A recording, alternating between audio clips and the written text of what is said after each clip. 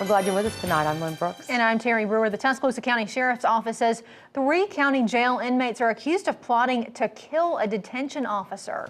The details on that alleged plot are in our top story at 5. The inmates accused of this plot are Akeem Pruitt, Joshua Reshi Dudley, also Jordan Owens. All 3 are charged now with attempted murder and second-degree assault. Sheriff Ted Sexton says the plan was to throw a detention officer from the second tier of the dormitory head first. The sheriff says the inmates attacked 2 officers who were serving the inmates breakfast. One inmate swung at officers with a sock stuffed with a bar of soap. Other officers were called in for help to get the fight under control. It was the worst incident we've had since I've been the sheriff involving the jail. In this particular case, we had 3 inmates that were conspiring, coordinating a plan, and tried to implement a plan to kill a detention officer. Sheriff Sexton says one of the officers involved will require additional medical treatment, but is not hospitalized.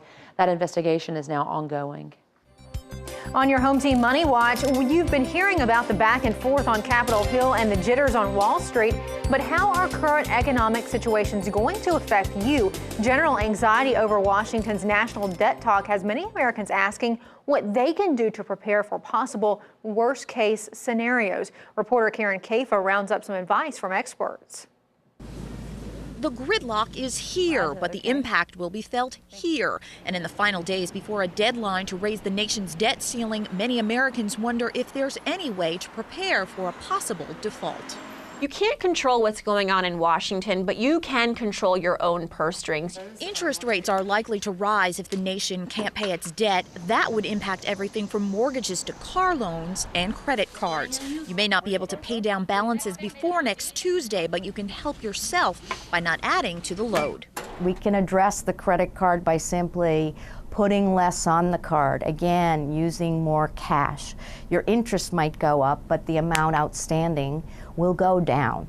Take stock of all student loans, check in with lenders to see what might happen and how they might help. It's certainly a wise idea to contact your lender, always have a good relationship with your lender, always keep the communication lines open, and just see if there's anything that can be done. A monthly budget is helpful in any financial climate, but especially when things are uncertain. If you're looking for more wiggle room, try making calls about recurring bills like cable and mobile phones and insurance. If you can prove yourself to be a less risky consumer in those regards with car insurance and home insurance, you might be able to get 10 or 20% knocked off your bill. And make sure you're ready to weather any future financial crisis. Even the smallest amount of money saved is a start. In Washington, I'm Karen Kaifa. The deadline for Washington's decision is August 2nd. That is Tuesday.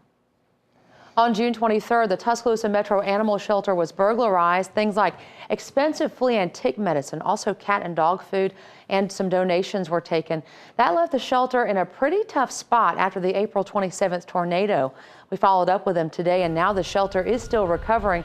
Shelter Director Judy Hill says they will use insurance money to help ease the blow of the cost for that flea and tick medicine.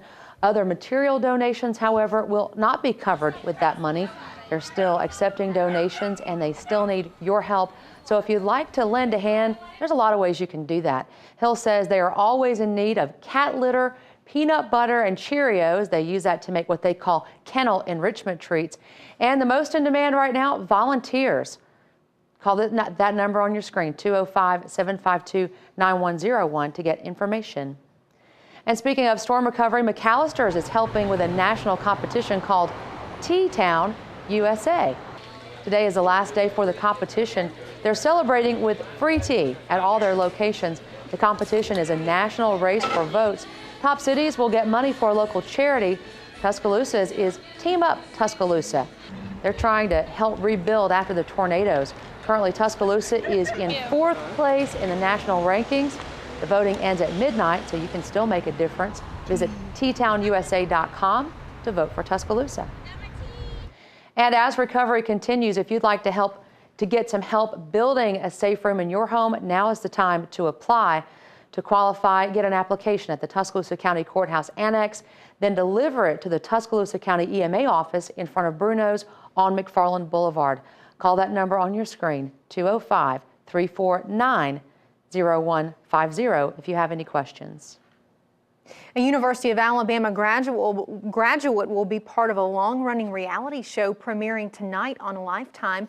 24-year-old UA graduate Amanda Perna will be on the newest season of Project Runway. The show is a competition for upcoming fashion designers. Perna is a graduate of UA's apparel design program. For her casting video, Perna showed off a houndstooth dress she designed especially to show her Bama pride. You can cheer Amanda Perna on tonight at 8 p.m. Central. Well, speaking of school, the Rise School was full of pomp and circumstance this morning as they held their graduation practice. That's right.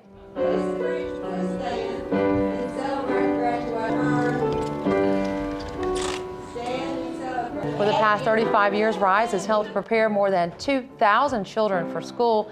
At 6 o'clock tonight, they will hold their graduation ceremony at the Stalling Center on the University of Alabama campus. Children with and without disabilities are in classes at Rise that are specifically designed for their age. Among tonight's graduates, Naia Wilder, daughter of Olympic boxing medalist Deontay Wilder. Parents say watching their children graduate is an amazing experience. Oh my God, we've been through so much, but she came this far and she's going even further, and we're so proud of her. We never said what she couldn't do. I even tell her now when she say, Daddy, I can't. I'm like, don't ever say can't, because you don't know what you can do until you try. We're excited that she's gotten so much out of this program that she can share that with her friends in public school. She doesn't see people's limitations, and that was really the goal that we had for wanting her to come here.